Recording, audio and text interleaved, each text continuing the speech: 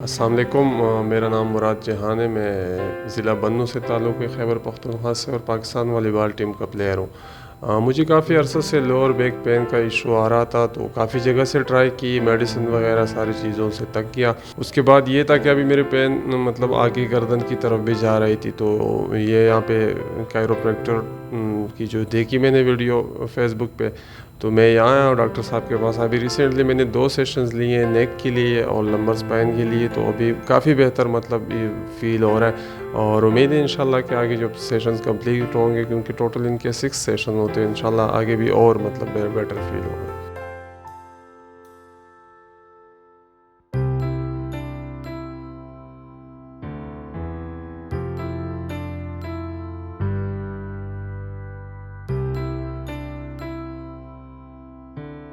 بسم اللہ الرحمن الرحیم۔ ناظرین اکرام السلام علیکم۔ MYK نیوز کی سکرین پر میں ہوں وسیم ہاشمی۔ ناظرین اکرام، آج آپ کے سامنے ایک انفارمیٹیو پروگرام لے کر حاضر ہوا ہوں۔ اگر آج سے 30 برس 25 برس آپ پیچھے چلے جائیں، کسی کو موچ آ جائے، کسی کو چوک پڑ جائے، کسی کے پٹھوں کا کھچاؤ ہو جائے، تو ہم محلے میں کہتے تھے کسی دائی کے پاس چلے جائیں، وہ اماں بیٹھی ہوئی ہے، اس سے آپ دم کروائیں، وہ آپ کے مروڑ نکالے گی۔ پھر کسائیوں کے پاس چلے جایا کرتے تھے۔ پھر ایک اور ہمارے جو ثقافت کا حصہ ہے پہلوانوں کے پاس جائیں تو آپ کو پتہ چل جاتا ہے وہ مروڑ نکالتے ہیں، آپ کو بالکل سیدھا کر دیتے ہیں۔ اب یہ جو طریقہ ہے یہ جدید علوم سیکھ چکا ہے، بن چکے ہیں۔ یورپ میں اگر آپ دیکھیں تو اس علم کو کائروپریکٹر کا نام دیا گیا ہے۔ کائروپریکٹر کیا ہے؟ پاکستان میں کائروپریکٹر کب آیا؟ میرے ساتھ موجود ہیں کائروپریکٹر جناب عامر شہزاد صاحب، راولپنڈی اسلام آباد میں ایک بہت بڑا نام ہے۔ آئیے ان سے بات کرتے ہیں اور پوچھتے ہیں کائروپریکٹر ہماری زندگی میں کتنا لازم و ملزوم ہے۔ السلام علیکم۔ وعلیکم السلام۔ عامر، سب سے پہلے تو بہت شکریہ، آپ کا وقت بہت قیمتی ہے۔ ابھی بھی پیشنٹ باہر بیٹھے ہوئے ہیں اور میں نے ناظرین ان کو 15 منٹ کے لیے بک کیا ہے۔ عامر، کائروپریکٹر کیا ہے؟ کائروپریکٹک بیسیکلی آپ اس طرح سے کہہ سکتے ہیں کہ آپ کی باڈی کے ایک ایڈجسٹمنٹس ہے، جیسے آپ گاڑی بائک کی ایڈجسٹمنٹس کراتے ہیں، تو یہ انسان کی ٹیوننگ ہے ایک طرح سے۔ جی، آپ سمجھتے ہیں کہ ہر انسان کو کائروپریکٹر کروانا چاہیے؟ سر باہر کے کنٹریز میں تو اب نارمل ہے، ہر بندہ جو سپورٹس مین ہے وہ آلموسٹ ہر منتھ اپنی فل باڈی ایڈجسٹمنٹ کراتے ہیں، ہر ویک کراتے ہیں۔ ایک نارمل جو بندہ ہے وہ بھی آلموسٹ 3 منتھس میں ایک دفعہ اپنی فل باڈی ایڈجسٹمنٹ ضرور کراتا ہے، اور اس سے یہ ہے کہ آپ کا نروس سسٹم پراپر ورکنگ میں رہتا ہے، سگنل پاسنگ رہتی ہے، آپ کی بلڈ سرکولیشن صحیح رہتی ہے، آپ کو بیماریاں کم لگتی ہیں، آپ بیماریوں سے بچتے ہیں، تو یہ مین اس کا ہوتا ہے۔ اچھا عامر، ایک بہت چپتا سا سوال ہے اور وہ یہی ہے کہ آج کل فزیکل ایجوکیشن بہت زیادہ ترقی کر گئی ہے۔ فزیو تھراپسٹ بھی اپنے ساتھ کائروپریکٹر لکھواتے ہیں۔ آیا فزیو تھراپسٹ ایک الگ ڈگری ہے، کائروپریکٹر ایک الگ ڈگری ہے؟ کیونکہ پاکستان میڈیکل ایسوسی ایشن جو ہے وہ کائروپریکٹر کو اور حجامہ کو ابھی تسلیم نہیں کرتی۔ آپ کو طب الجراحت کی ڈگری لینی پڑتی ہے، 4 سال کورس کرنا پڑتا ہے، تب جا کر یہ آپ کام شروع کرتے ہیں۔ تو فزیو تھراپسٹ کائروپریکٹر ایک ہی ہے؟ نہیں، اس میں بہت فرق ہے، بہت زیادہ فرق ہے۔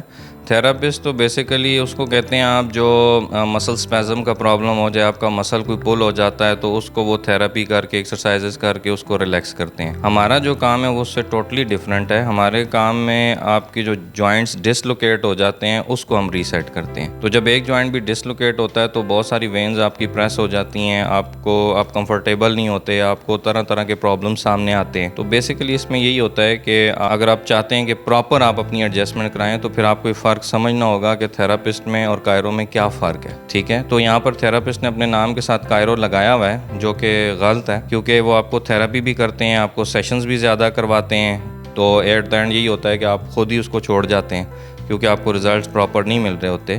تو کائرو کی اویئرنیس یہی ہے کہ اس میں ٹوٹل 6 سیشن ہوتے ہیں، اس میں کوئی لمبا چوڑا ٹریٹمنٹ نہیں ہوتا۔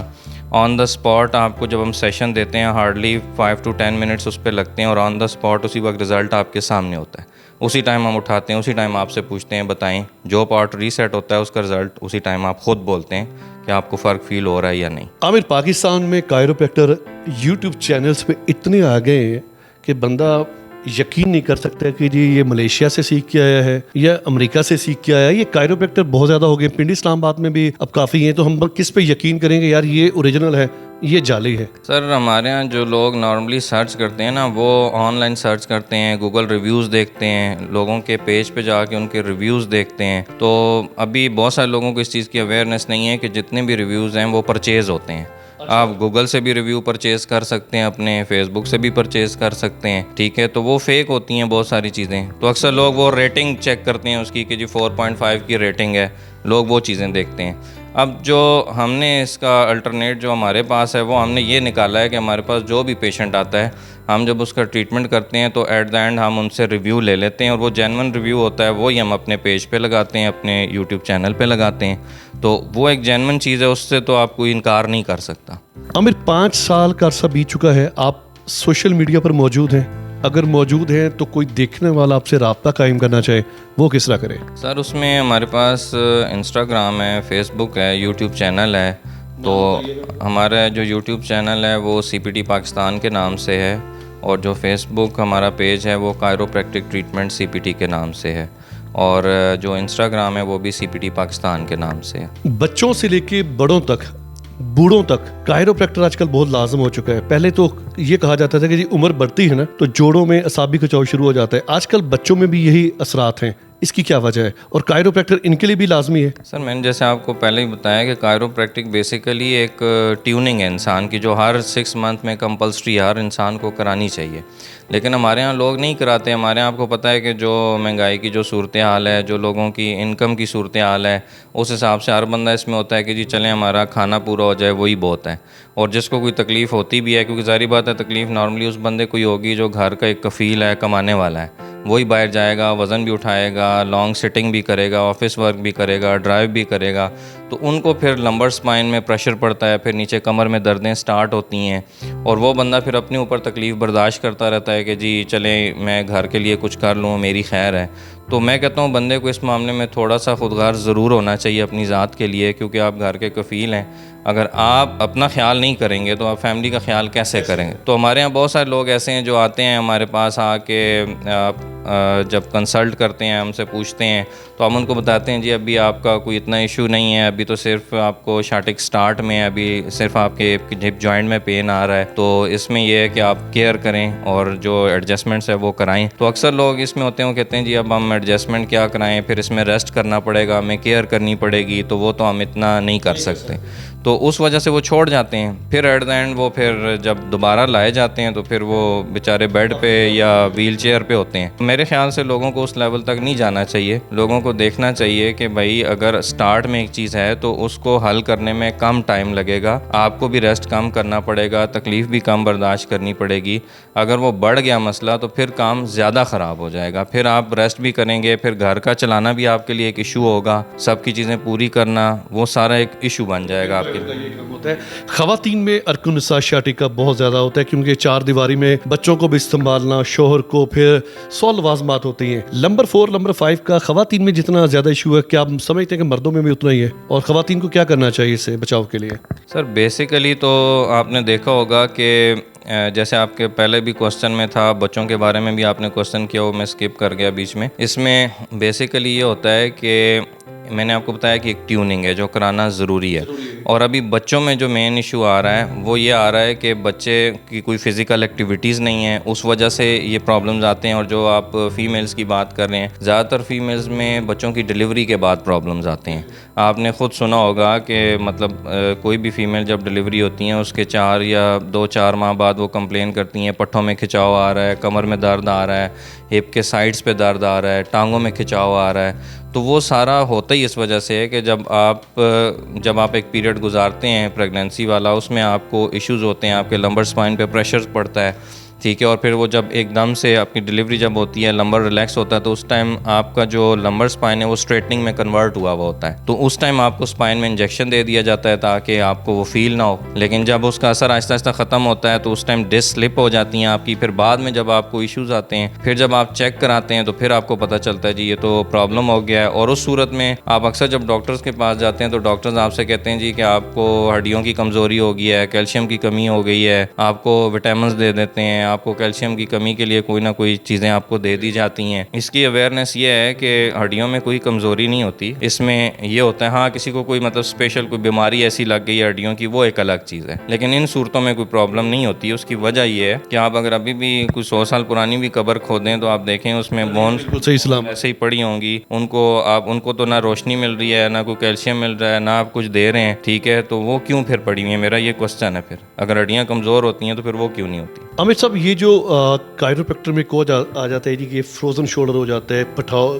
اچانک سے ہم بازو کو اوپر اٹھاتے ہیں تو پٹھے کھچ سے چلے جاتے ہیں, کمر میں پین سٹارٹ ہو جاتا ہے, ان کو ایڈجسٹ کرنے کے لیے. اور دوسرا مجھے یہ بتائیے گا کہ جو علاج کروانے کے لیے ڈاکٹر آپ کو ایڈجسٹ کر دیتے ہیں جی کہ آپ کے گھٹنے کا آپریشن ہوگا, آپ کا لمبرس کافی ڈیمیج ہو چکے ہیں, اسپیس کم ہو چکی ہے, بلڈ سرکولیشن کم ہے, کیونکہ سم ٹائم جب ہم کموڈ سے واش روم جاتے ہیں اٹھتے ہیں تو چکر سے بھی آتے ہیں, گھٹنوں میں پٹاخے سے نکلتے ہیں, اس کے بارے میں یہ بتائیے گا. جس کو بھی گردن میں مسئلہ آتا ہے اکثر اس کو کالر پہنا دیا جاتا ہے. جس کو نیچے لمبر اسپائن میں پرابلم آتی ہے, نیچے کمر میں درد ہوتا ہے, اس کو بیلٹ پہنا دیا جاتا ہے. تو یہ آپ کو سرجری کی طرف لے کے جانے کا ایک فرسٹ سٹیپ ہوتا ہے, کیونکہ ظاہر سے ایک کامن سینس کی بات ہے کہ جب آپ آرٹیفیشل ایکسپورٹ دیں گے اپنے مسل کو تو وہ اور دن بدن ویک ہوتا جائے گا, اس میں کوئی اسٹرینتھ نہیں رہے گی. آپ یہی سمجھیں کہ آپ لیٹے ہوئے ریسٹ کر رہے ہیں, لیکن اگر آپ اس پہ پریشر ڈالیں گے تو پھر وہ کم سے کم مسل اتنا ورکنگ میں رہے گا کہ آپ کو اسکولیوسس نہیں ہوگا. کیونکہ اسکولیوسس بیسیکلی کہتے ہیں آپ کی ریڑھ کی ہڈی کا ٹیڑھا پن. اکثر آپ نے دیکھا ہوگا بہت سارے لوگ ایسے ہیں جو بیلٹ باندھتے ہیں تو ان کی ریڑھ کی ہڈی ٹیڑھی ہو جاتی ہے, ٹھیک ہے, تو مسل جیسے سے ویک ہوتے جائیں گے ہڈی ٹیڑھی ہوتی جائے گی. ویسے بھی ایک نیچرل فارمولہ ہے اس میں. جیسے نی ایتھرائٹس کا پرابلم آتا ہے, اکثر آپ کو کہا جاتا ہے جی آپ کے گھٹنے چینج ہوں گے. اکثر آپ کو کمر کی لمبر اسپائن کی MRI کے بعد جب وہ دیکھی جاتی ہے تو آپ کو سرجری کا کہہ دیا جاتا ہے کہ اس میں سرجری ہوگی.